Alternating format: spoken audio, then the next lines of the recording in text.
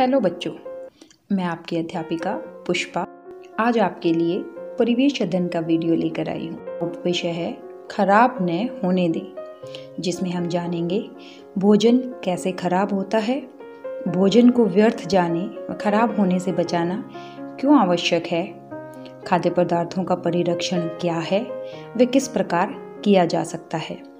बच्चों, ये किस चीज़ का चित्र है? हाँ, ये रोटी है। गर्मा गर्म रोटी हम बड़े स्वाद से खाते हैं और यही रोटी यदि 2 दिन हमारे टिफ़िन में बंद रह जाए तो कई बार हमारे साथ ऐसा होता है ना, जब हमारी छुट्टी हो जाए तो टिफ़िन बैग से निकालना भूल जाते हैं और फिर बची हुई रोटी कुछ ऐसी दिखाई देती है। इस पर हरे रंग की परत बन जाती है जिसे हम फफूंदी कहते हैं। ये दूसरा चित्र किस चीज़ का है? हाँ, ये आम है ताज़ा और ये खराब आम।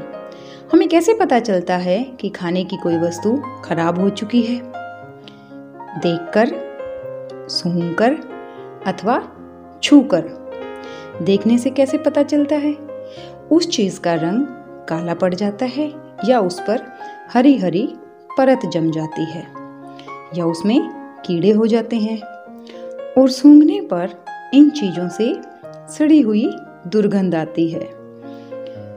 कई बार फल सब्जियां छूने से भी पता चल जाता है क्योंकि वो बहुत नरम हो जाते हैं। सब्जी, फल, दूध, रोटी, ब्रेड सभी खाने की चीज़ों को देखकर, सूंघकर या छूकर हम पता लगाते हैं कि वह खाने योग्य है या नहीं।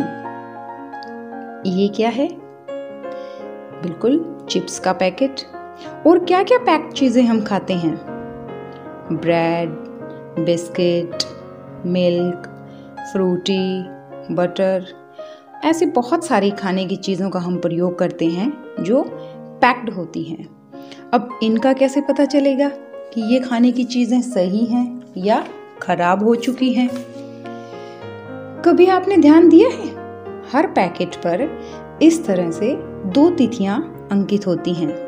इनमें पहली तिथि उस वस्तु के बनने की या पैक करने की तिथि होती है, इसे हम मैन्युफैक्चरिंग डेट कहते हैं, तथा दूसरी तिथि से हमें यह पता चलता है कि यह वस्तु कब तक प्रयोग में लाने के लिए सही है। इसे हम एक्सपायरी डेट कहते हैं। एक्सपायरी डेट के बाद हमें उस वस्तु का खाने में प्रयोग नहीं करना चाहिए।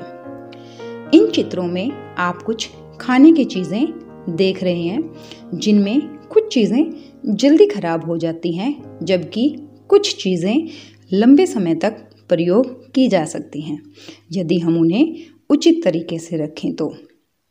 चलिए, अब आप हमें बताएंगे उन खाने की चीज़ों के नाम जो हम रोज़ाना खरीद कर लाते हैं, जैसे दूध, पनीर, पालक, पपीता, केला। ये ऐसी चीज़ें हैं जिन्हें हमें रोज़ाना खरीदना पड़ता है। हम इन्हें इकट्ठा खरीद कर नहीं रख सकते। जबकि कुछ चीज़ें ऐसी होती हैं जिन्हें हम सप्ताह भर के लिए इकट्ठा खरीद सकते हैं, जैसे आलू, प्याज, सेब, अदरक। इस तरह की चीज़ें सप्ताह भर चल जाती हैं, खराब नहीं होती हैं। कुछ चीज़ें ऐसी होती हैं जिन्हें हम महीने भर के लिए खरीदते हैं, जैसे चने की दाल, बेसन, गुड़, चावल, आटा।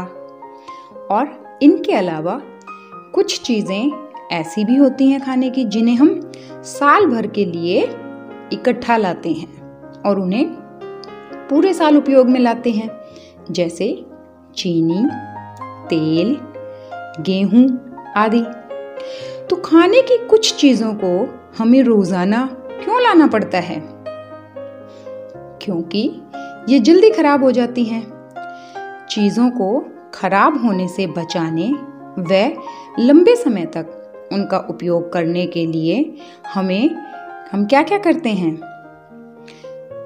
कुछ उपाय करने पड़ते हैं ताकि हम उनका लंबे समय तक उपयोग करें, जैसे दूध को हम उबालकर या फ्रिज में रखकर भी लंबे समय तक प्रयोग कर सकते हैं।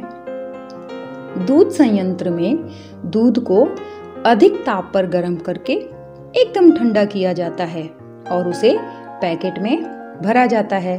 और यह दूध कई घंटों तक और कई बार सही तापमान में अगर हम इसे रखें तो 2 से 3 दिन के लिए हम इसका उपयोग कर सकते हैं। और इस प्रक्रिया को हम पौष्टिकीकरण कहते हैं। अनाज जो है वो हमें साल में एक ही बार खेतों से मिलते हैं, मगर हम उसका पूरे साल उपयोग करते हैं। इसलिए ज़रूरी है कि इन्हें खराब होने से बचाया जाए। जैसे गेहूँ, चना, चावल, तो इनको लंबे समय तक रखने के लिए हम इनकी नमी को सुखाकर लोहे की टंकी आदि में नीम की पत्ती डालकर सुरक्षित रखते हैं। फल, सब्जियां, इन्हें हम फ्रिज में रखकर कुछ समय के लिए सुरक्षित रख सकते हैं, लेकिन अगर हम लंबे समय तक इनका उपयोग करना चाहते हैं तो हम इनके जूस, जैम या मुरब्बा बनाकर सुरक्षित रख सकते हैं, या हम इनको कोल्ड स्टोरेज में रखकर अथवा सुखाकर अचार बनाकर इनका हम लंबे समय तक प्रयोग कर सकते हैं।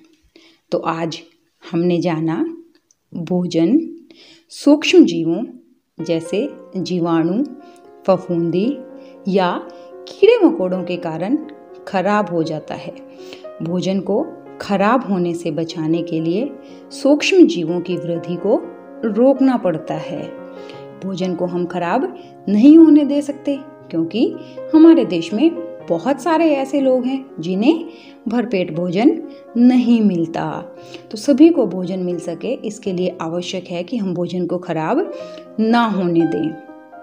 तो भोजन की सुरक्षा के लिए हम भोजन की नमी को सुखाकर उसे शीत भंडार गृह में रखकर, वायु से उसका संपर्क हटाकर या अन्य परिरक्षक पदार्थों जैसे तेल, चीनी, नमक, सिरका आदि का प्रयोग करके सुरक्षित रख सकते हैं। और इस तरह से इन परिरक्षक पदार्थों का प्रयोग करके जब हम खाद्य पदार्थों का संरक्षण करते हैं तो इस प्रक्रिया को हम परिरक्षण कहते हैं। तो इस तरह से खाद्य पदार्थों को हम लंबे समय तक सुरक्षित रख सकते हैं और उनका उपयोग कर सकते हैं। धन्यवाद।